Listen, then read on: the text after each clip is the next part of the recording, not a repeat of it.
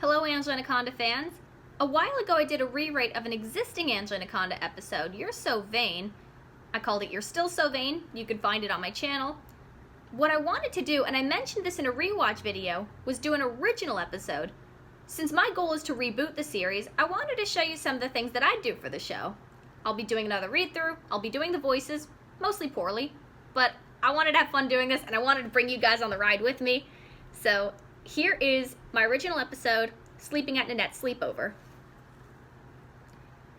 Fade in. Interior, Mrs. Brinks' classroom, day. Angela doodles at her desk. Today's a day that started like any other day, but then it took a turn for the worse. Nanette Menoir raises her hand. Oh, Mrs. Brinks, can I pass up my birthday invitations now? Why, of course, Nanette dear. Happy almost birthday. And perhaps you happen to have some tasty little pastries to share with the class? Nanette holds up a pink fluffy basket full of cute little cupcakes. Why, naturally. She puts one on her desk. Mrs. Brinks' face lights up. For your generosity and exquisite character, I'm factoring in an extra A+. You may proceed. I'm beginning to think the grades on Mrs. Brinks' grades don't mean anything.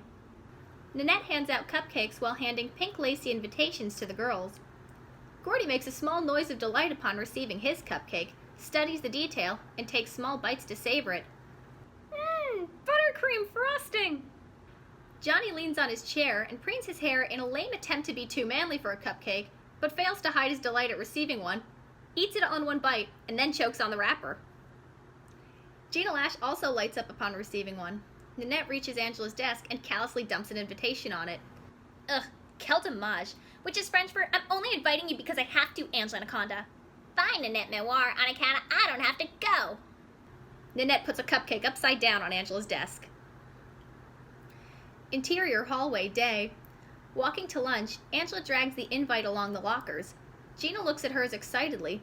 Johnny pouts and puts his hands in his pockets. Gordy still nibbles on his cupcake. Aw, don't ruin that invitation, Angela. There was a lot of craftsmanship put into those. Angela hands it to him. You can have it, Gordy Reinhardt. Ninny Wart didn't even make them. Gordy puts his hands over the texture of the paper admiringly.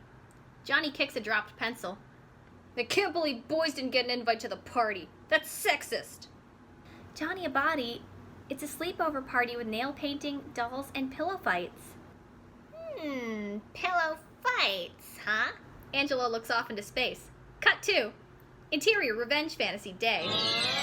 In a wrestling ring, Nanette holds Ooh La La and a purse out to January and Carlene. Help my poodle! Help my poodle! Angela emerges with a giant pillow and smacks the feathery crap out of her. Interior hallway continuous. Would you even want to go? The principle of the thing. Angela looks over at him and puts her arm over his shoulder. We can party at our own party, Johnny Abadi. On account we'll have pizza, Gordy's dance machine, and the Canadian Monkey Boxing Championships. Hey, yeah! They said the punching poop thrower is gonna hockey smack the howling chokehold so hard he goes backwards in evolution. Whatever that means. Actually, Angela Anaconda, I was hoping you'd come with me. Angela now stops. You want to go? I've always wanted to see the inside of Nanette's house. But Nanette will be there. It really sounds like fun, and I don't get to do girl things all that much. Please? But what about with Gordy Reinhardt? I don't think of it in terms of boy things and girl things. Gina looks at Angela with the shyest, sweetest, sincerest smile. Please? Angela's shoulders sag. She takes the invitation back from Gordy. No. All right, Gina Lash. Gina hugs her. Johnny pouts again. He grabs Gordy in a friendly headlock that's a little too much for him. Gordy flails and lets out a little gasp. Oh yeah? Then we're gonna have our own party. Come on, Gordy. We're cracking open a cold one with the boys. He leaves in a huff. Exterior Menoirs House, day. Gina and Angela approach the door holding presents. Angela rings the doorbell. Nanette answers. Bonjour, which is French for welcome, established guest. Oh, it's just you. Gina happily saunters in. Angela raises her eyebrow as they walk in. Thanks, Nanette. She locks eyes with Nanette. I'm not happy about this either. Interior Menoirs Kitchen, day. Angela and Gina approach a Parisian display of tasty little pastries on a tiered tea tray shaped like the Eiffel Tower. Their eyes widen in delight. Angela then pauses, remembering this is Nanette's house and she's supposed to be miserable. Josephine Praline loads up a pink plate with a gold Eiffel Tower printed on it. I'm giving these to the needy. Josephine happily eats all of them. January and Carlene take party hat berets from the table and strap them on. I love the catering, Nanette. She takes a little pink cookie off Carlene's plate. But I like it more than January does. She blows a party streamer in January's ear. But I love the decor more than Carlene does. Gina runs over to the table of food. These are the fanciest things I've ever seen, Angela Anaconda. Real tea trays. Can you believe it? You've got to try these pastries. She picks up a little pink donut and eats it. Angela walks over. She, using tongs, gingerly picks up a little cupcake, puts it in her hand, looks it over suspiciously and eats it. She smiles in surprise. Wow, these tasty desserts sure are tasty. And look at all the glitter on the table. Princesses and drag queens have nothing on me. Gina throws some glitter in the air and lets it fall in her hair. Angela picks up a little cookie and allows herself to enjoy it. Well, maybe the thing I thought was going to be so bad won't be so bad after all. Nanette strolls next to him and takes a few pastries for herself. Oh, Gina Lash, there's a selection of movies in the boudoir, which is French for a big, expensive TV room. Would you be a dear and go get some for us? Gina swallows her pastry. Okay, I have a few in mind. She runs off, shooting Angela a huge grin. Nanette backs Angela into a corner. Your dad and my dad may do business together, Angela Anaconda, but I don't want any Les Miserables, which is French for don't start any drama. This party is for good vibes only. I won't, Nanette. I'm at the party and I just want to enjoy the party. Nanette shrugs and tosses her curls. I just know how angry you can get, and when you do, you can leave at any point. Angela looks at Gina, choosing movies. I'm gonna stay on account of you still invited me. Okay, but when you change your mind and leave, I'm keeping your baton rouge, which is French for your present. Interior Nanette's bedroom night. The girls sit cramped together on Nanette's bed in their pajamas. Gina leans on Angela, who's scrunching her face in disgust at the Disney Channel-esque movie she is forced to endure. Hi, I'm Summer Ann Rose, and welcome to the Very Stable Stables. I may only be a volunteer, but one day I'll get to ride a majestic horse of my very own. Isn't this great? Nanette, lying on her stomach, having her fingernails painted by January and Carlene, kicks Angela in the face. Yeah, great. Oh, did you say something, Angela Anaconda? Angela forces a smile. Yeah, great. Oh, then pardonnez-moi, which is French for just curious. Nanette kicks her in the face again, and this time keeps her foot there. Angela instantly pushes it off. Nanette's mom, Bunny Menoir, walks in and looks over their shoulders at the TV. You'll never be like us. We're the horse and riding champions of the Very Stable Stables, so go clean the barn with your toothbrush. Why, look at those horrible mean girls treating those nice horse girls so badly. I hope nobody in here ever engages in such horrible bullying behavior. Nanette kicks Angela in the face again.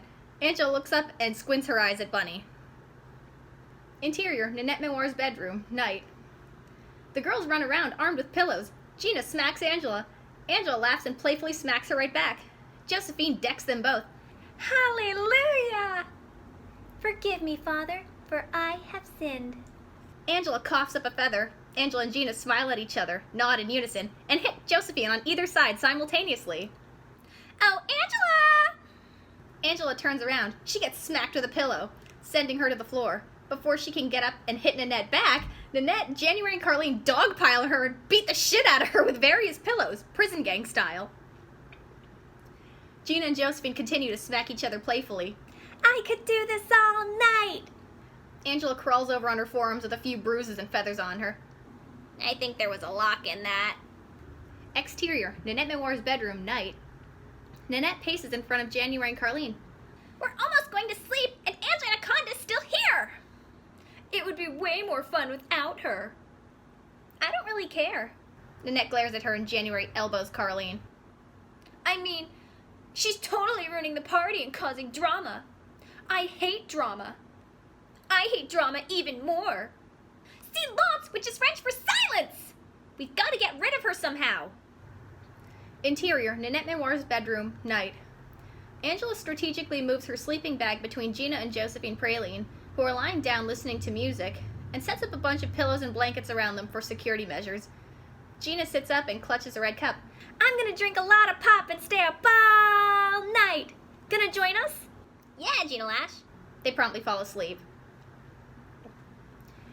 Interior, Nanette Menoirs' bedroom. Later. Angela hears hushed giggling and some snipping noises. She opens her eyes. She sees Nanette, January, and Carlene bent over her, beginning to cut strands off her hair. Angela wakes up, realizes what's going on, lets out a scream gasp, and instinctively gives Nanette a well-deserved slap in the face. January and Carlene gasp. Nanette makes a faux innocent face. Angela Anaconda, how could you be so gauche, which is French for rude to your generous hostess? Angela looks at the cut strands around her and holds them up defiantly. Nanette runs out of the room. Mommy! Interior, Menoirs' kitchen, night. Angela sits on a fancy chair of shame. Bunny Menoir paces self-importantly in front of her.